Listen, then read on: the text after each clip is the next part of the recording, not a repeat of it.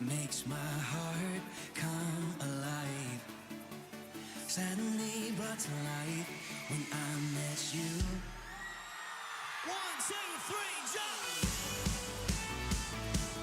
This is real love, this is real love.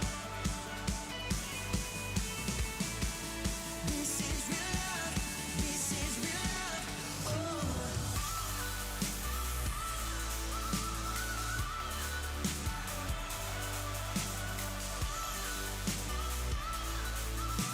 One more time, we say.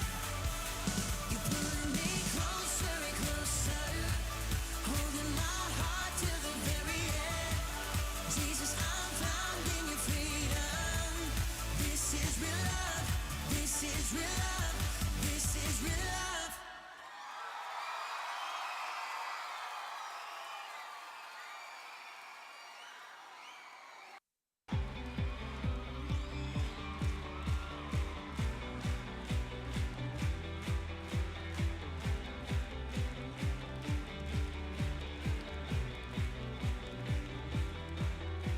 At break of day, in hope we rise. We speak your name, we lift our eyes, tune our hearts to your beat.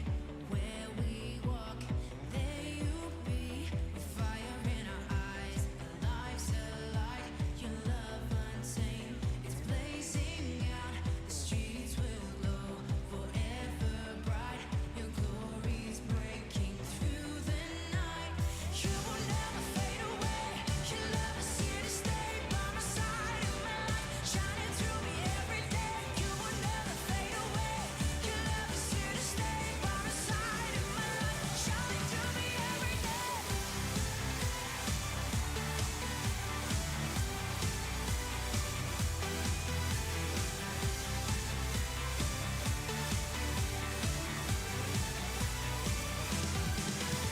You wake within me, wake within me. You're in my heart forever. You wake within me, wake within me. You're in my heart forever.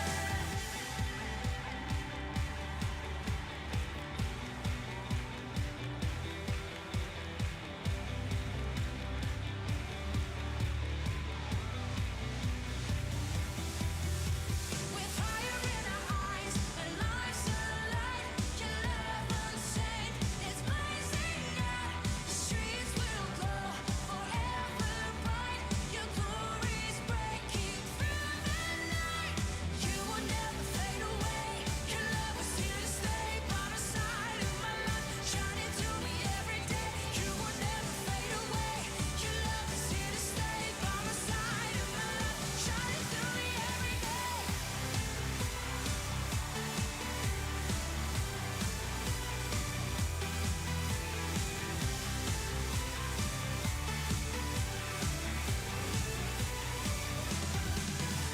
You wake within me, wake within me.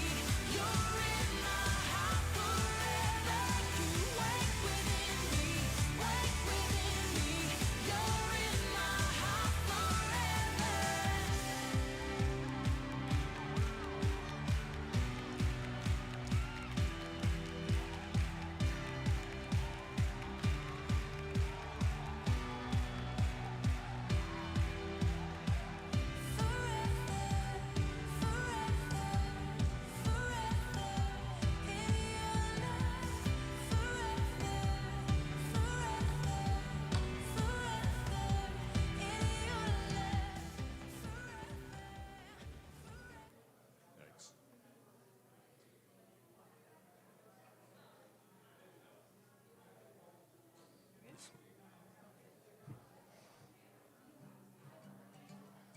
Good morning and welcome to FLA-Church. We're so glad you're with us here in person and online. I'll invite you now to stand as we begin to sing together.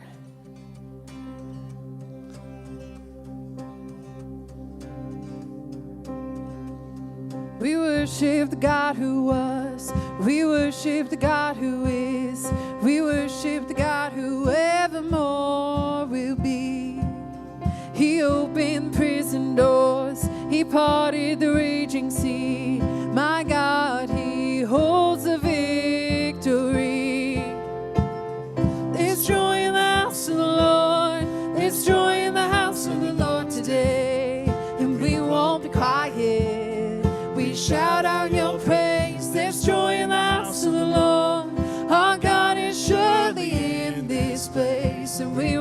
quiet. We shout out your praise.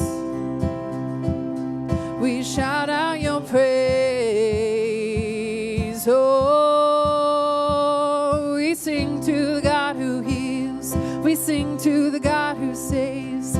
We sing to the God who always makes a way. 'Cause he hung up on that cross and he rose up from that grave. My God, still rolling stones away.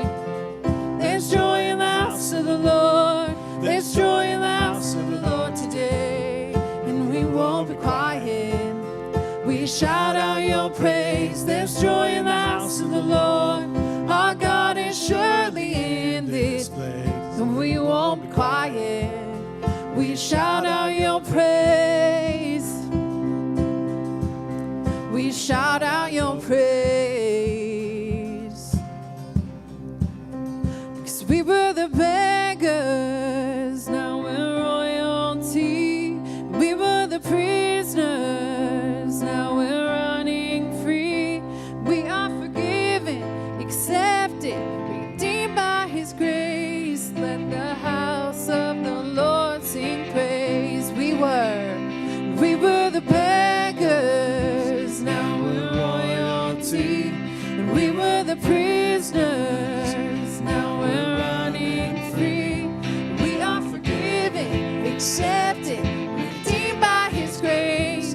Let the house of the Lord sing praise. There's joy in the house of the Lord. There's joy in the house of the Lord today. And we won't be quiet. We shout out your praise. There's joy in the house of the Lord. Our God is surely in this place. And we won't be quiet. We shout out your praise. There's joy in the house of the Lord. There's joy in the house of the Lord today. We won't be quiet. We shout out your praise. There's joy in the house of the Lord. Our God is surely in this place. And we won't be quiet. We shout out your praise. We shout out your praise. Oh, we shout out your praise. Thank you, God.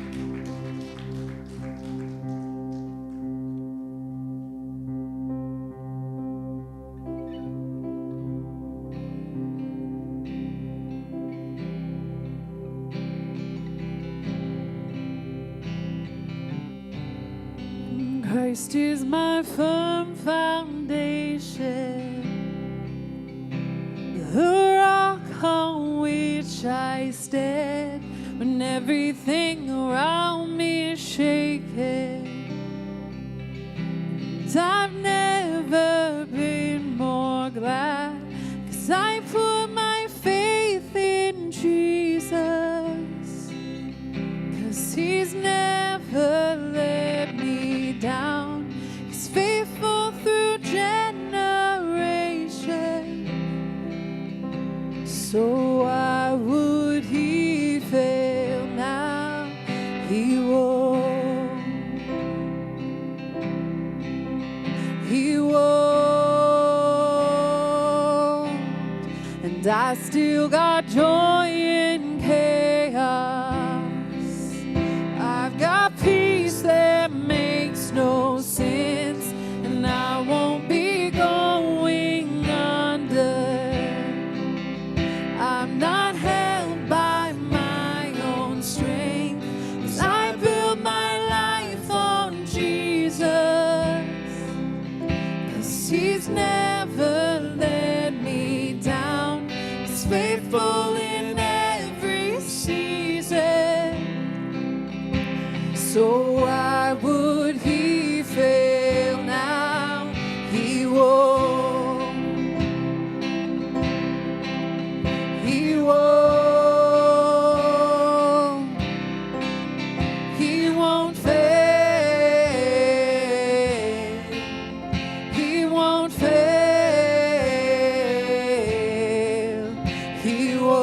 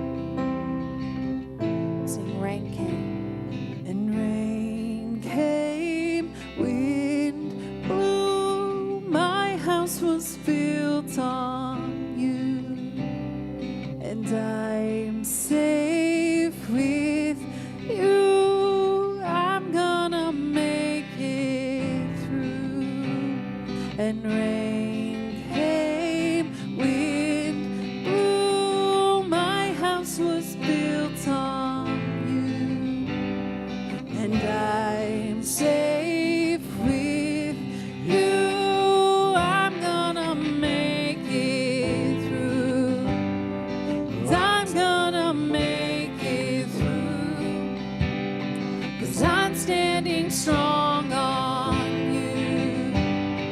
'Cause I'm gonna make it through. 'Cause my house was built on you, and Christ is my firm foundation. He's the rock on which I stand when everything around me shaking. And I've never been more glad, 'cause I put my faith in Jesus. 'Cause he's never let me down. He's faithful through generations. So why would he fail now? He won't. He won't. He won't fail. He won't fail. He won't. He won't. He won't fail. He won't fail. He won't. He won't. He won't fail. He won't fail. He won't.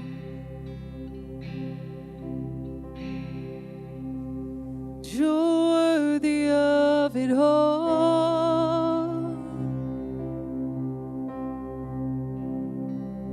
You're worthy of it all.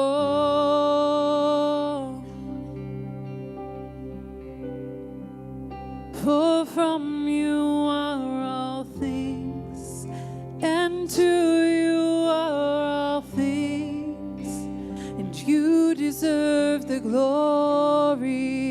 Sing, you're worthy. You're worthy of it all. You're worthy. You're worthy of it all.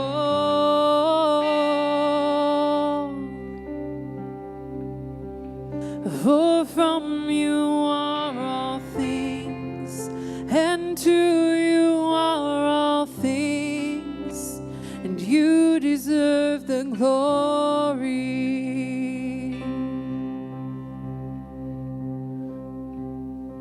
And you are waymaker, miracle worker, promise keeper, light in the darkness. My God, that is who you are. Sing, you are. And you are waymaker, miracle worker, promise keeper, light in the darkness. My God, that is who you are. You are here. You're touching every heart. I worship you. I worship you. You are here. You're healing every heart. I worship you. I worship you. You are here. You're turning lives around. I worship you. I worship you. You are here, and you're mending every heart. I worship you. Yeah, I worship you, Lord. You are waymaker, miracle worker, promise keeper, light in the darkness. My God,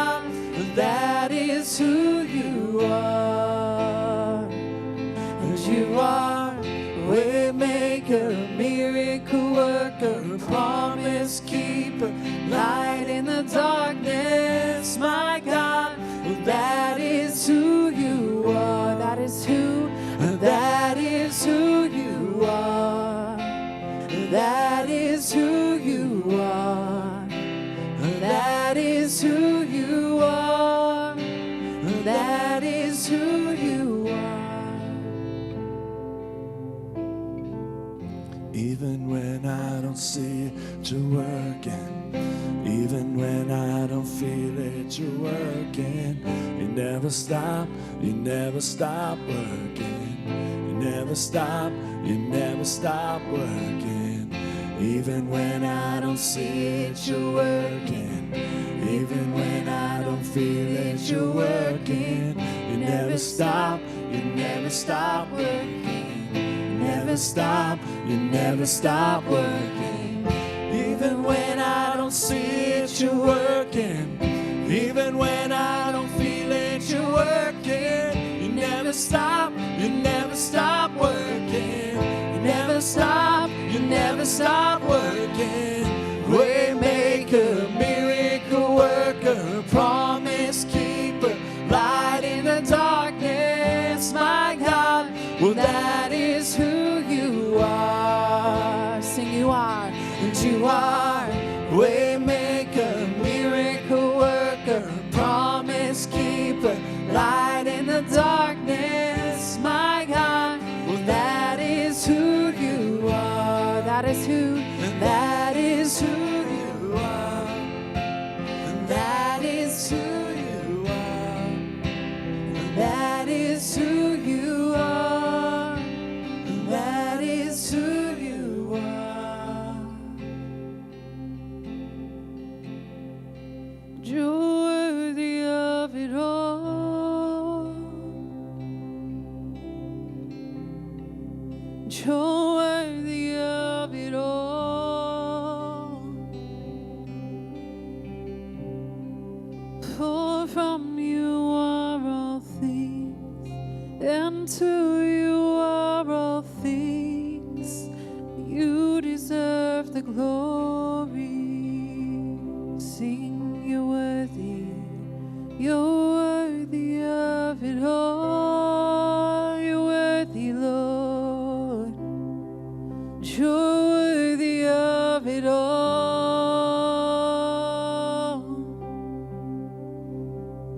For from you are all things, and to you are all things, and you deserve the glory. We thank you, Lord. Ooh.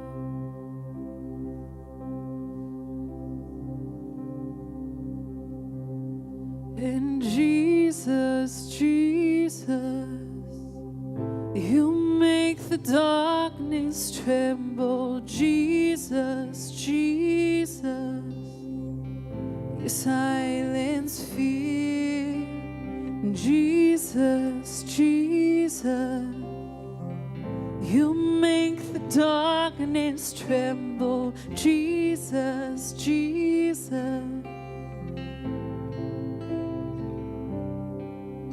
and peace, bring it all to peace.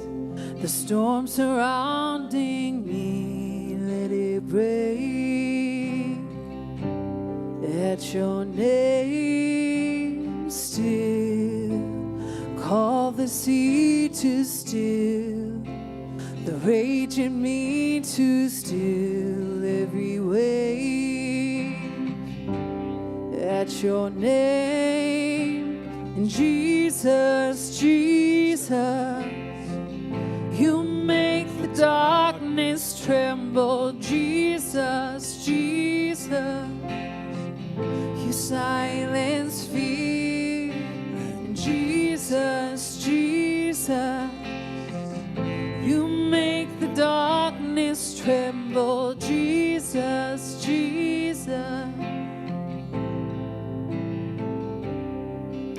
and breathe. Call these bones to live. Call these lungs to sing once again. And I will praise Jesus, you make the darkness tremble. Jesus, you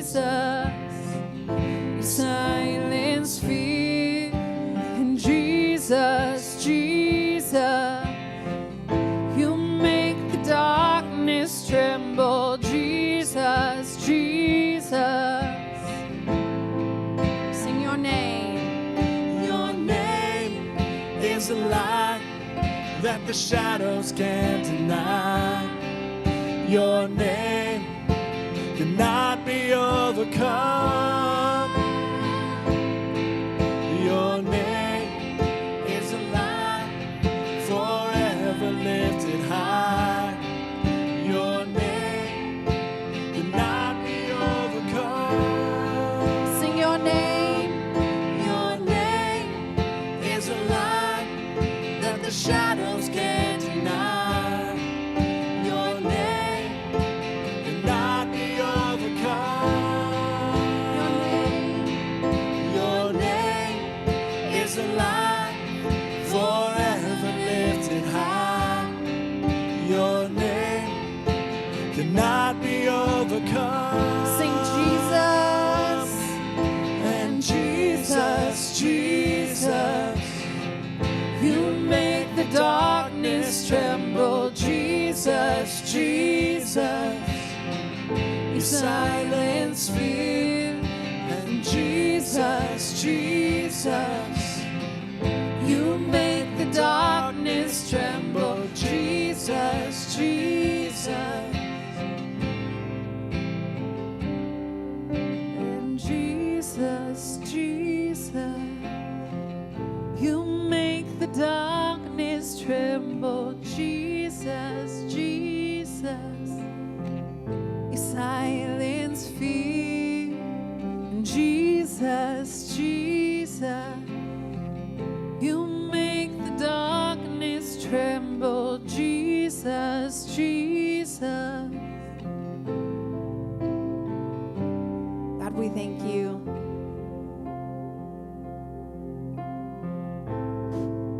For a time where we could come together and worship you, God.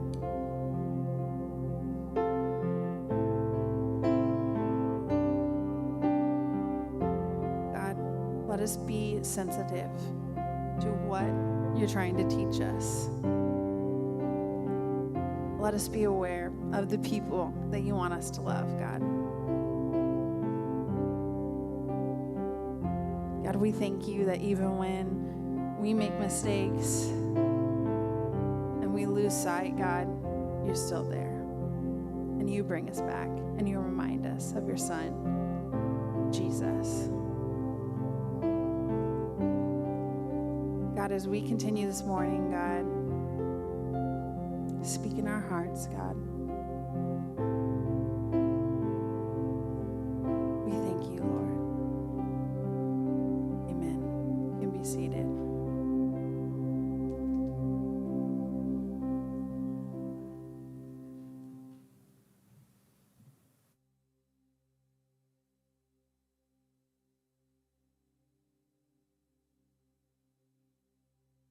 Family life, we're so glad that you're here, whether you're here in person or you're online.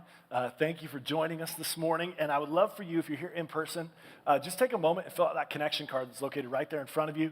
That's just an easy way for you to let us know that you're here. It's also on the back side of that. You can take a next step today if you'd like to do that. You can also write down any prayer requests or praise reports, things that we can be praying with you about or celebrating with you. And so make sure you take a moment and do that. And you can drop that in the black box. There's one in the back of the auditorium, another one in the lobby as well, so make sure you swing by there. If you're a first-time guest, we just want to say thank you for joining us. We are so glad that you are here, and we would love for you, at the end of the service, take that connection card and go back to the hub. It's right there in the back of the room here, and Zach's going to be back there just to say hello, get to know you just for a quick second, and has a gift for you, our way of saying thank you for joining us, and so make sure you swing by there. If you're a guest this morning, we'd love to get to know you just a little bit. And then if you'd like to give today, you can do so using that giving envelope that's right there in front of you. You can also give at FLA-Church.org/give or through the Family Life Church app, and you can download that however you'd like. If you're giving in person, you can drop those in the black box back there in the auditorium as well as in the lobby.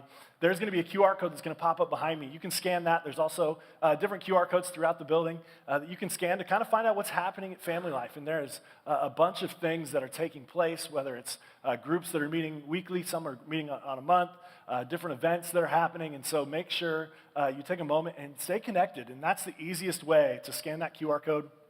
Download the app. That is the easiest way to stay connected with everything family life. And so make sure you take a moment and you do that as well. Well, I'm glad that you are here. I'm glad to be back here. I wasn't here last Sunday, and so it's. I know when I'm gone. Did you ever you know what I mean by that? That I feel like I haven't seen these people in months, but it's only been like a week, and so I miss you if that's okay. I did, but I graduated this past week from Southeastern, Lakeland, Florida. Thank you. That's where we were. Yep. And I want to say thank you just to a few people. One, to our board, our leadership team. One, for giving me the time to be able to do that.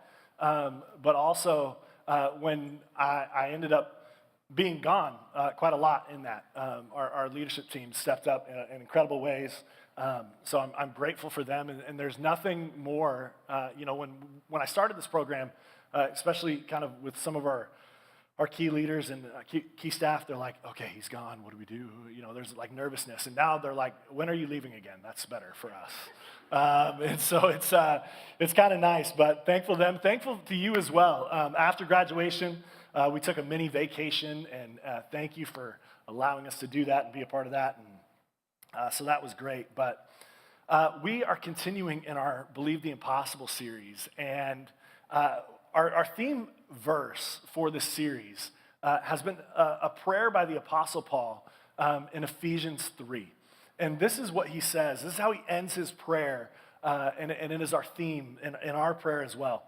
Now to him who is able to do immeasurably more than all we can ask or imagine, according to his power that is at work within us. To him be glory in the church in Christ Jesus throughout all generations, forever and ever. Amen. So it's an amazing verse when you begin to think about it, that God is willing and able to do anything we can ask or imagine. What can you ask God for? What can you imagine for? And even in asking and imagining, God can do more than that. Think about what you dream for your heart as your life, and as it aligns with God, are you thinking in the same vein, in the same way? He can do immeasurably more than we can ask or imagine. When I started my master's program in August of 2022, I started fully online. And I realized about 2 weeks into it that this was not going to be a good decision, right? Because it was just me and a computer screen and some books. And I'm like, this is not good, right? And so I called the dean of ministry and the director of our program. I said, listen, I love what I'm doing. I cannot do this like this, right? And he's like, we've got another option. I'm like, what's that, right? And he goes, hey, well, we have a cohort. And coincidentally, one of the people that started the cohort, they dropped out of the cohort, so I can put you in that cohort. I'm like, great, let's do that, because I need some people, right? And so in January of 23, I walked into the campus of Southeastern, not knowing anybody. They had already had like a 4-month head start on me together. And I walk in knowing no one, I didn't get to choose these people, right? You ever been in that situation where like, I don't get to choose who I work with. I don't get to choose who my neighbor is. I don't get to choose but I walked into these people, and like these 13, there was 13 of us, these other 12 have become incredibly dear friends. And this is us minus one at graduation last Friday. There we all are. We all look super official. My one friend, he called and goes, hey, I saw that you graduated. I said, yeah. He goes, how come the more education you get, the dumber they make you look? And I'm like, that's a great question. But all of those people are very dear people to me, all from different parts of the country and Canada. Brock, my son, loves Canadians, so if you are Canadian, he loves you more than life, I think, sometimes. But these people are the people that we got through a lot together. Because you're going and you're there on these week-long intensives, and you're sitting in class with each other from 8 a.m. to 5 p.m., and then you're eating meals together. You suffer together. There's nothing like getting a group text, and you're like, does anybody understand what this book is saying? No. Great. It's not just me, right? There's assurance in knowing that there's other people that are struggling with you. There is insurance in knowing that, like, man, I have people that I can call on when I need something. I have people that I can call on when I need prayer. And so this group of people, we prayed together, we cried together, we celebrate together, we ate together, we complained together. You had this very just core group of individuals because it matters the people that are around you. When you're going through life and you're going through situations and you're going through different circumstances, who is around you matters greatly. And so these people, I'm very thankful for. I'm thankful for the influence and for the hours that we spent together and the time that we spent together. And we're already planning, how do we get together again? And it's having people with you that encourage you and challenge you and prod you and push you to being a better follower of Jesus, a better person. One of the things that we're looking at as we talk about believing the impossible is this idea of who's around you. Who are the people that are around you? Because if you want to believe the impossible, you need what we are going to call heart and soul people around you. And the reason we're calling them heart and soul people is because we're going to be in 1 Samuel chapter 14. And there is this statement that is made that this one guy says to another, he goes, do it all that you have in mind. I'm with you heart and soul. It's an incredible statement. I'm with you heart and soul. And so when we think about believing the impossible, whether it is as a church, whether it is as individuals, we need heart and soul people. 1 Samuel 14, it is this moment, and I want to catch you up in the story. So there was a priest his name was Eli. And the way at this point in Israel's history works, God is king, God is God, God is Lord. But then there is a priest that is the mediator between the people and God. There is a priest that is there that kind of leads the people in the flesh. They can talk to him, they can see him. And so Eli had a couple of sons, and Eli's sons were very wicked. They did not do the things that they were supposed to do. They did not honor God. They took advantage of the fact that Eli was the priest and were able to use that to their advantage. And so basically it comes to this point where God tells Eli, you're done. And the way that you became a priest was you had to be in a certain family line. It was a lot like if you imagine like a king, you had to be in the right line. And so your father was priest, your grandfather was priest, your great-grandfather, like up the line. And so God tells Eli, because you haven't dealt with these sons, you're done. Your family is no longer going to be the priests. Your family is no longer going to be this mediator between God and people. And so we're eliminating this. We're taking this away. He goes, I want a priest that's going to be after my own heart. Now, before that happened, there was this woman named Hannah, and she couldn't have kids. And she prayed and she prayed and she prayed. And then God did the impossible and gave her this son named Samuel. And so she dedicated Samuel to God. It's the same thing that we do with kids, is that we dedicate them to the Lord. It's a commitment between you as a parent and God saying, hey, I'm going to do all that I can within my power and my abilities to model what it means to love and follow Jesus for my kids. And so I want to encourage you, if you've never done that, we'd love to do that with you. But Hannah, she gives Samuel, her son, to Eli.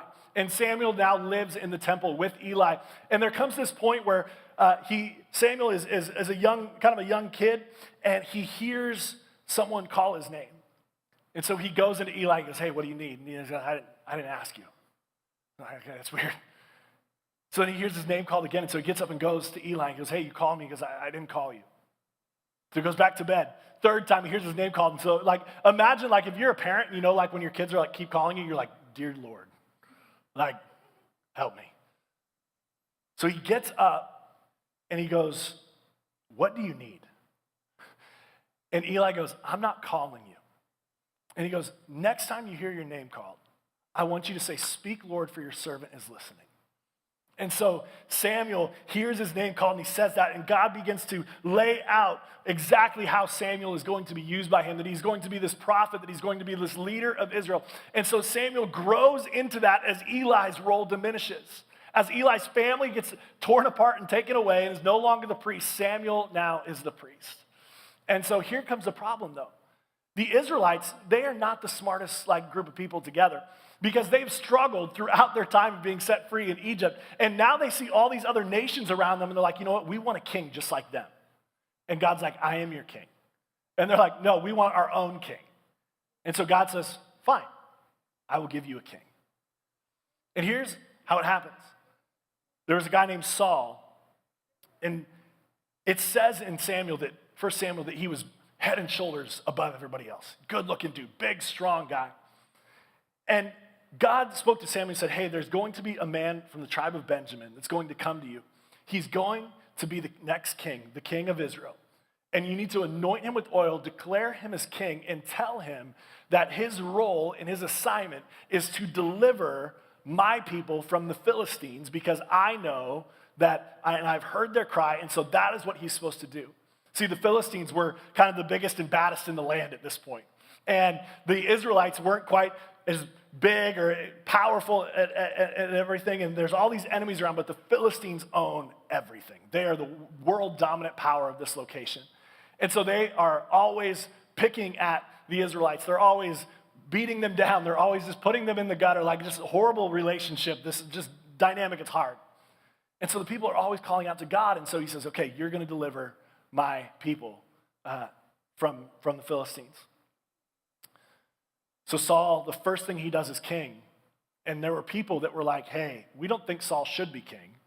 And the first thing Saul does is there's this small little village that was going to be taken over by an enemy. And so Saul rallies all of Israel to this little town, and they defeat the enemy. So everyone's like, all right, Saul's a good guy. So then Saul decides to have a 3,000 person standing army, okay? He takes 2,000, and then he gives the other 1,000 to his son Jonathan. Jonathan goes and attacks a Philistine outpost and wins. And so now this whole word is spreading throughout the land that, oh man, the Israelites, they took down the Philistine, they took down an outpost. Well, you can imagine how that went for the Philistines. They weren't really thrilled. And so they're like, you know what? It's time to go to war. We're going to eliminate these guys. So Saul goes to Samuel. And one of the things that before you went into war, you made sure that God was on your side. You made sure this is what God wanted you to do. And so they would offer burnt offerings and sacrifices to God to say, God, this is your battle. We're not the ones fighting this. We need you here. And so Samuel tells Saul, I want you to wait for 7 days, and then I will be where you're at, and then we're going to, do these offerings. We can go to war. So it gets to day 6.5. He said 7, 6.5. And he says, all right, I don't know if Samuel's going to be here, so I'm just going to take it in my own hands. And so Saul sacrifices and does the offerings. He was not supposed to. God did not tell him to. He was the wrong person to do it. And so Samuel shows up eventually on the 7th day like he said he was going to. And he goes, what have you done? Why did you do this? And Saul's like, well, I wanted to make sure God was on our side. I didn't think you were coming. And so Samuel says to him, because you were disobedient to God, your family is no longer going to be the kings either. You're done. Your family's out. And so in the first 12 chapters of 1 Samuel, you have a priest who is not obeying God. You have a king that is not obeying God, and now they are both gone. Their family lines are destroyed. And so now it reaches this point in 1 Samuel 14. And because the Philistines own the land, they owned the ability for you to get food, to get supplies. They owned all the blacksmiths, so if you wanted tools sharpened or weapons sharpened, it was an exorbitant cost. And so at this point in the story, Saul and Jonathan both have a sword and both have a spear, and no one of the rest of the army has anything, okay? On top of that, part of the reason that Saul decided to do these offerings on his own was because people were deserting him. They're like, Saul, we are being surrounded by the Philistines. We don't have any weapons. This isn't going to end good. We're out. And so this 3,000 standing army went down to 600. So Saul, Jonathan, 600 guys, 2 swords, 2 spears against the entire Philistine army. This is where they're at. They're surrounded. It's this horrible experience, this horrible moment that they are in. And we are going to read exactly what it means to be a heart and soul person. And we're going to read a couple verses, and then stop. And we're going to get through the story. But this is what it says in 1 Samuel chapter 14, starting in verse 1.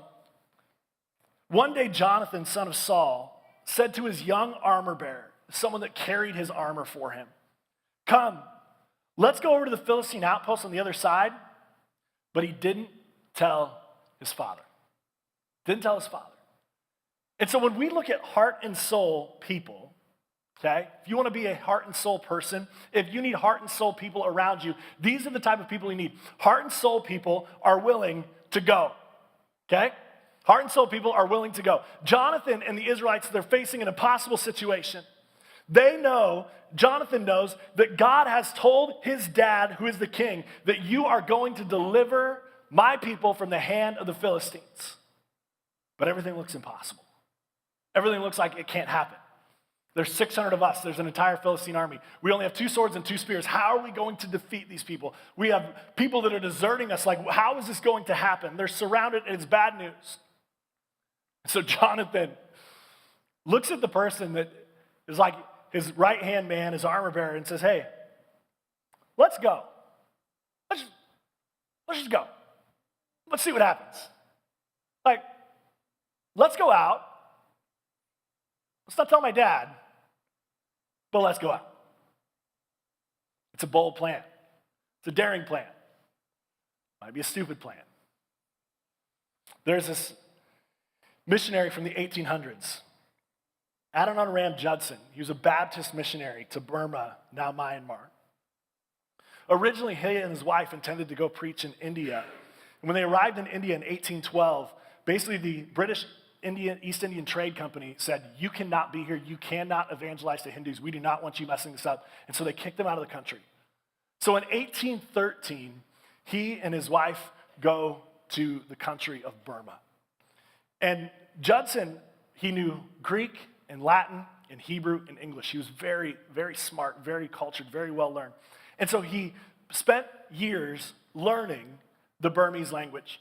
Not only that, as he learned the language, he started translating the Gospel of Matthew into Burmese. And so he's doing this, and he's taking his time doing it. And then finally, in 1817, he finished the first translation of the Gospel of Matthew. And in 1818, he planted a church in Burma. Now get this. He'd been in the country for 6 years, learning the language, dialoguing with the people, creating this gospel, sharing it. And it wasn't until 1819 that one person finally said yes to Jesus. 6 years, one person. That's not effective mission strategy. Okay? That's a slow go. A lot of people say this is impossible. Imagine for 6 years toiling and trying and nothing is happening. But here we are, one person. And then, finally, in 1823, revival hit. They went from 1 to 18. 10 years of labor, 10 years of praying, 10 years of spreading the gospel, 10 years of learning, and they get 18 people to follow Jesus. It's a miracle, it's revival. 1824, Judson is imprisoned for 21 months during the Anglo-Burmese War. The Burmese government believed that he was a spy, and so they imprisoned him. They took him all around the country. Eventually, when the war ended, he was pressed into service to negotiate the treaty because he knew both English and Burmese. He finally, in 1826, is set free. His wife died also that year, and 6 months later, so did their third child. 1834, 21 years after arriving in Burma, Judson finally completes translating the entire Bible into Burmese. So imagine this. He has spent years, 21 years, translating the Bible into a language they can understand. He spent 21 years toiling and telling people about Jesus and working and praying and believing the impossible. Only 18 people are following Jesus. His wife dies. His kid dies. 1835, he remarries. He has 8 kids with his new wife, but only 5 survive into adulthood. In 1845, his second wife dies as well. He remarried a third wife a year later. In 1847, he had a daughter. Judson contracted a serious lung disease and died April 12th, 1859 at the age of 61. This entire series has been about believing the impossible. When we talk about being the church that Anacortes needs and the church that Jesus wants us to be, when the answers of those questions begin to intersect, it begins to have impossible situations and feelings show up. When we talk about being the center of our community, where the community gathers to connect and play and work and pray, a lot of people think that's impossible. There's no way people are going to come to a church throughout the day to hang out and pray and hang out and have fun and work, and it's impossible. When we talk about be the church, build community, and bless the city, there are people who say, how is it even possible to do that? How are you going to be able to earn the favor of the city? How are you going to be able to find the resources to be able to take care of the city and bless the city? How are you even going to be the church? How do you build community when there's so much division and so much disagreement? People say it's impossible. We talk about planting churches in other communities and reaching out the gospel and mission. There's going to be people who say this is impossible. Because I guarantee there were people almost 100 years ago, because in 2026, we're going to celebrate 100 years as a church, and there were people that were probably about 100 years ago that were saying it's impossible to plant a church in Anacortes. And we have to remind ourselves that we are the answers to prayers that we did not pray, that we drink from wells that we did not dig, and the floors that we stand on were someone else's ceiling. And our responsibility as followers of Jesus, as the church in Anacortes, as the people of God, is to build and work and pray like everything depends on God, so that we can eventually have prayers that we don't know are answered 100 years away. That we dig wells that we don't drink from, but there are 3 and 4 generations down the line that are being blessed from it, that our ceilings are so high that when other people stand on the floor, they go, how did this happen? And there will be people that will say, it's impossible.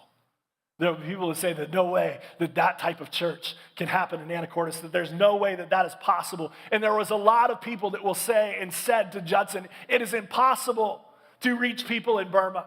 It is impossible. Why don't you just give up? Your kids have died, your wives have died. Why don't you just go back and give up?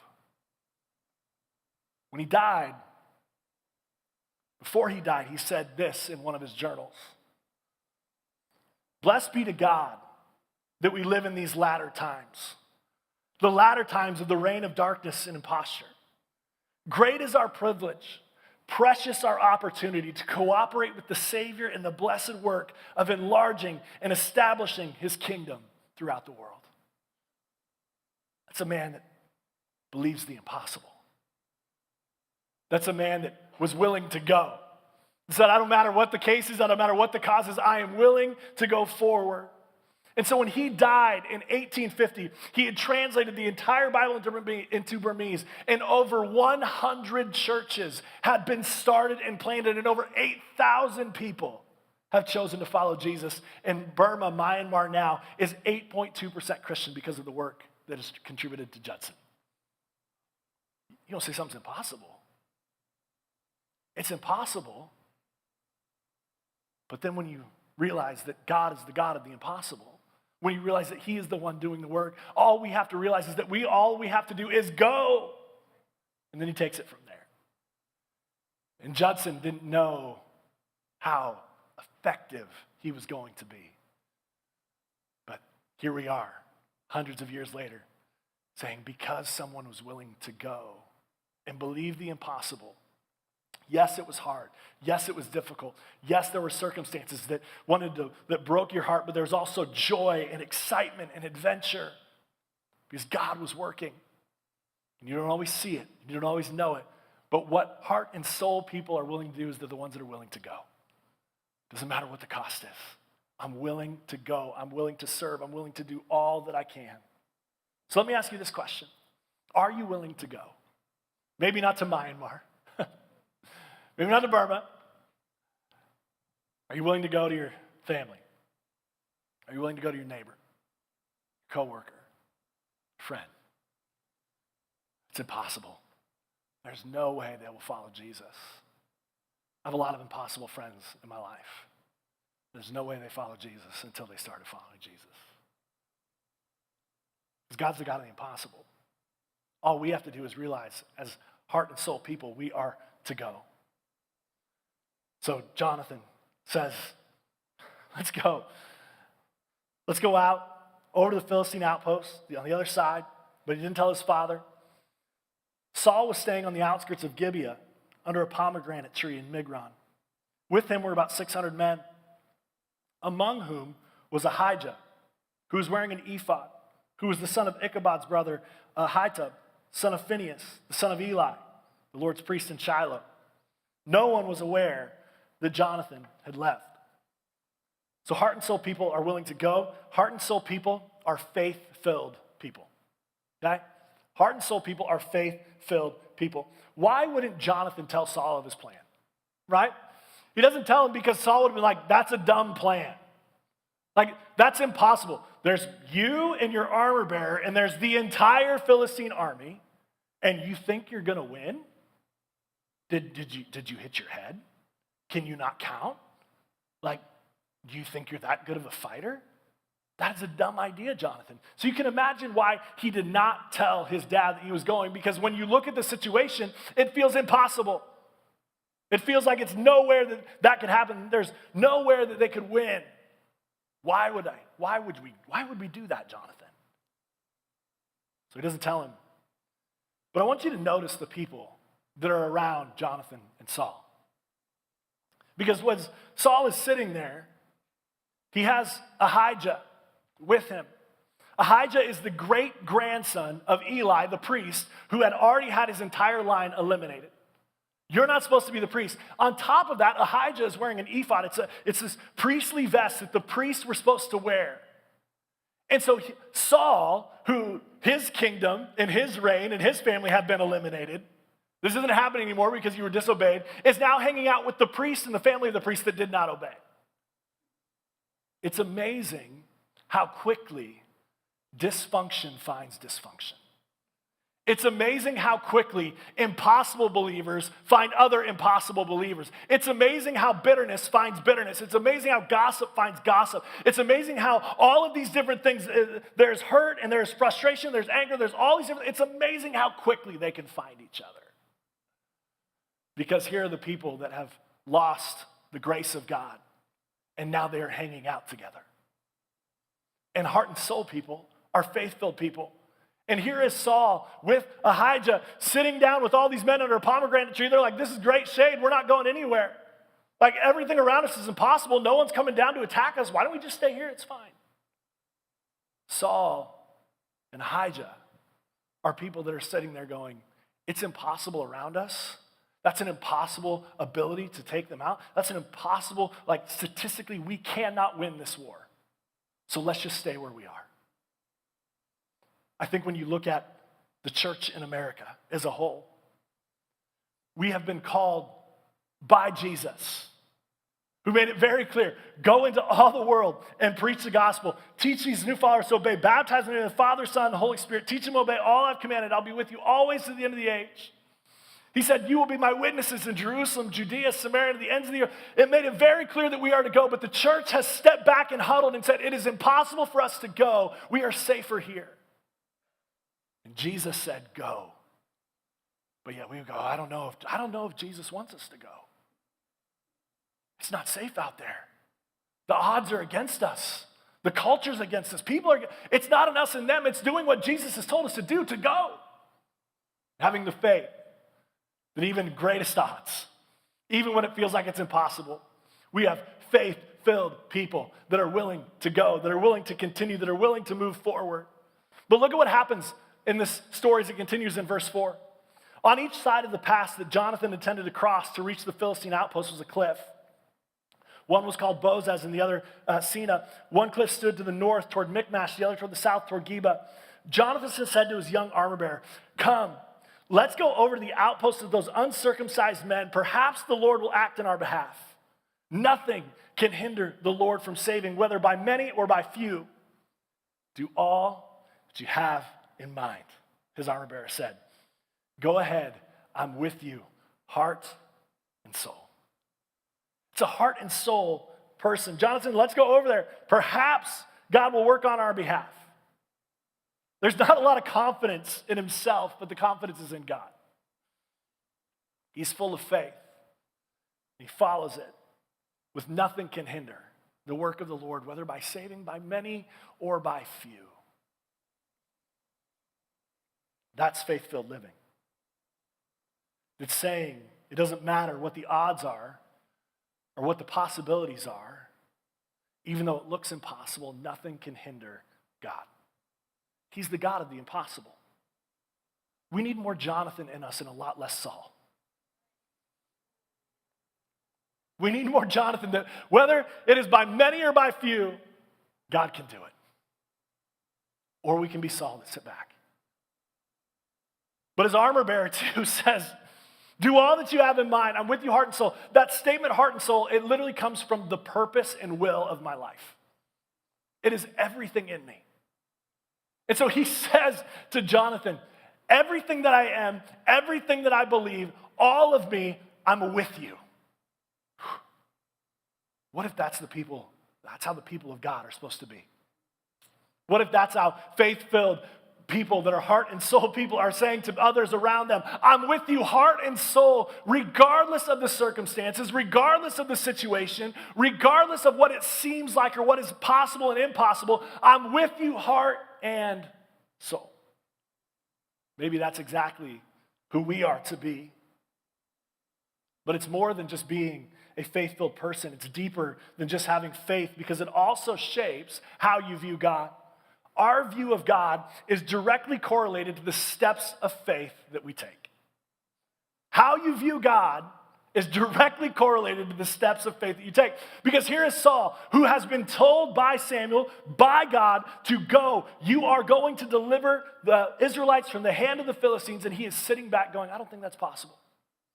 When he was being deserted by men, when he was being surrounded by the Philistines, he didn't wait for Samuel to show up. He offers sacrifices on his own. It's almost like Saul's view of God is that I need to appease him so I can do what I want to do.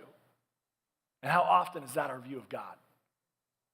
God, I will go to church, I will give, I will serve, and in exchange, you do this for me.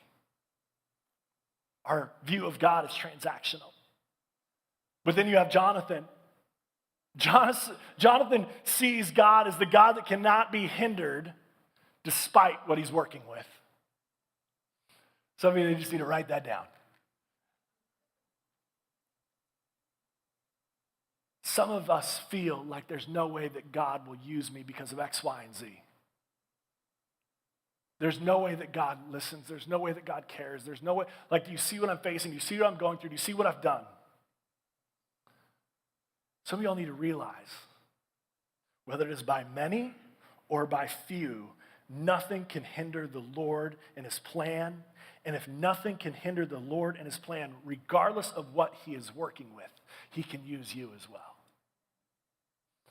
But you got to be willing to go. But you got to be faith-filled. You got to go, God, I know it's impossible, and I know everything around me seems impossible. I know this isn't, like, the math is not working out, but God, you are the God of the impossible. It's your territory. And so if you say to go, I'm going to go. I'm going to have the faith that you are going to do the impossible, whether it's by many or by few. We need faith-filled people around us. Look what happens next. Jonathan said to his young armor bearer, verse 6, come, let's go over to the outposts of those uncircumcised men. Perhaps the Lord will act on our behalf. Nothing can hinder the Lord from saving, whether by many or by few. Do all that you have in mind, his armor bearer said. Go ahead, I'm with you, heart and soul. Jonathan said, come on then. We'll cross over toward them and let them see us. If they say to us, wait there until we come to you, we will stay where we are and not go up to them. But if they say, come up to us, we will climb up, because that will be our sign that the Lord has given them into our hands. So heart and soul people, they are willing to go. Heart and soul people are full of faith. Heart and soul people remember who they are and who God is. When you read what Jonathan calls the Philistines, the uncircumcised men, that is a weird insult, okay? Now, in this point in the history of Israel, if you go back all the way to Genesis, there was a polytheistic, meaning a many-god society, that they had all of these different gods that they worshiped. And so Israel and the people of God become a monolithic, one God, God Yahweh, is the only God. And the way that they determined that, the way that the covenant and the agreement they made was through circumcision. That because we are circumcised, we are the people of God. And so he is looking at them and saying, listen, I'm insulting them because I'm saying you are not the people of God, and I am remembering who I am, that I am the person of God, that I am the one that I'm God's person, I'm God's people, we are God's people, and therefore God will work whether it is by many or by few. Nothing can hinder the plans of the Lord. Maybe you are in the situation right now where you feel like the situation you are in is impossible. That your marriage seems impossible, your kids seem impossible, your job seems impossible, your finances seem impossible. The hopes that you have, the dreams that you have, the wishes, it all seems impossible. Do you realize who you are? You're a follower of Jesus. Do you realize that the Spirit of God is living inside of you? Do you remember that you serve the God of the impossible, the one that whether can do anything he wants, whether it is by many or by few, nothing can hinder the Lord? When you are faced with impossible, remember who you are. You are God's people. You are saved by his grace. He is the King of Kings and the Lord of Lords. He is our Abba Father. He is our God. He is our shepherd. He is all that we need. He is our provider. He is our sustainer. He is our defender. Remember who you are. But also, remember who God is. See, because Jonathan remembers who he is, because look at what he does. He doesn't just say, okay, let's jump up there, and let's go out, and let's just fight them. He actually goes, okay, we're going to go out there, and we're going to show them, and if they tell us to come up, that means our sign that God is want us to go up, and we're going to win. If he comes down, we're just going to stay here. And so some people are like, well, it's looking for a sign. Jonathan wants a sign that they're going to win. How many of you ever prayed in your life at some point, and you can all raise your hands, and if you don't want to, you don't have to, but I know we all have done it. God, if you do want me to do this. And do you ever notice the thing that you want God to do breaks the laws of nature? God, if you want me to do this, I want you to make this rock just float in the air. God, if you want me to do this, turn the pages of this book 5 times. Like, God, the next car that drives by, if you want me to do this, has to be pink. You know, like, we say these just like asinine things, right? And here's the problem that we have oftentimes. When we pray and say things like that, it's not like Jonathan here. Because Jonathan is faith-filled. Jonathan's willing to go. Jonathan remembers who he is. Remember who God is. So he said, God, if you want us to do this, like we are going out to do this, and we are going and we are believing that you can do it. And so if they tell us to stay, we're going to stay. And if they tell us to climb up, we know that you've given them into our hands. Oftentimes, when we say the things like, God, make the rock float or make the car pink or whatever it might be, we already know what God wants us to do. We just don't want to do it.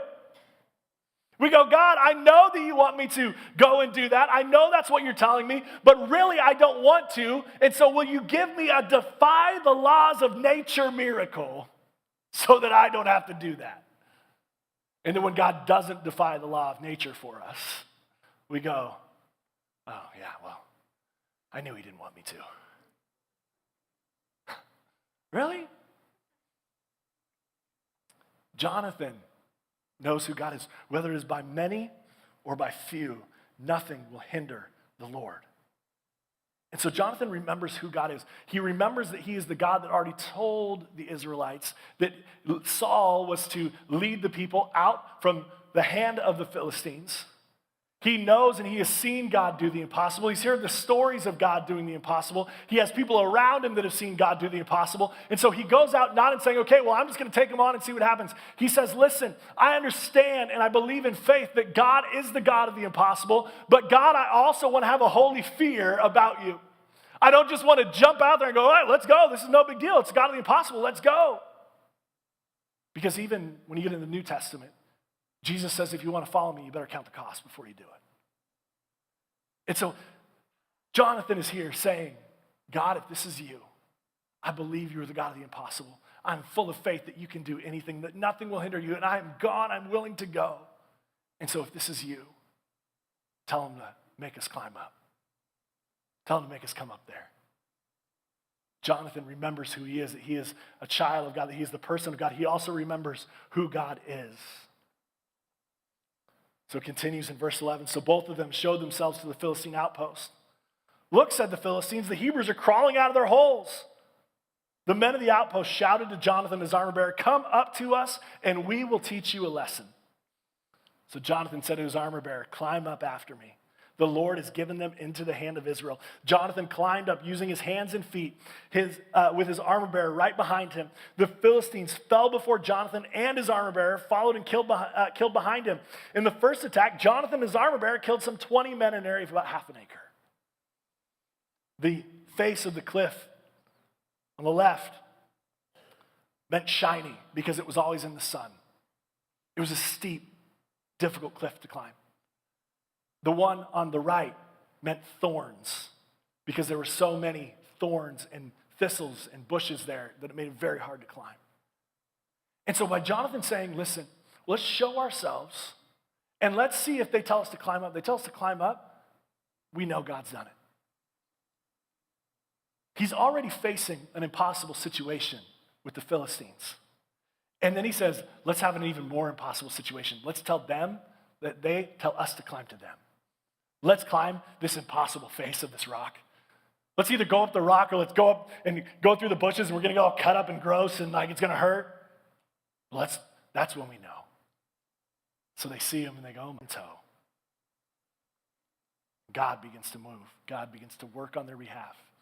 What happens in the next few verses after this is there is a mighty earthquake and everything is confusing. And Saul has this moment of paralysis where he's like, what is happening up there? And they do a count and they realize that Jonathan and his armor bearer are gone. And Saul's like, what is happening? And Saul's like, well, maybe we should pray to God about this before we get started. In the meantime, Jonathan and his armor up there are doing their thing. There were hired mercenaries that the Philistines had hired to eliminate the Israelites. They're like, you know what? That feels like a better team right now. They switch to the Israelites. They start fighting the Philistines. The Philistines start fighting each other. There's this massive earthquake and mass confusion. And Saul's just sitting there like, oh, this is not good. Finally, someone's like, I think we should probably join the fight. And Saul's like, that's a good idea, let's go. But then Saul says, hey, none of you are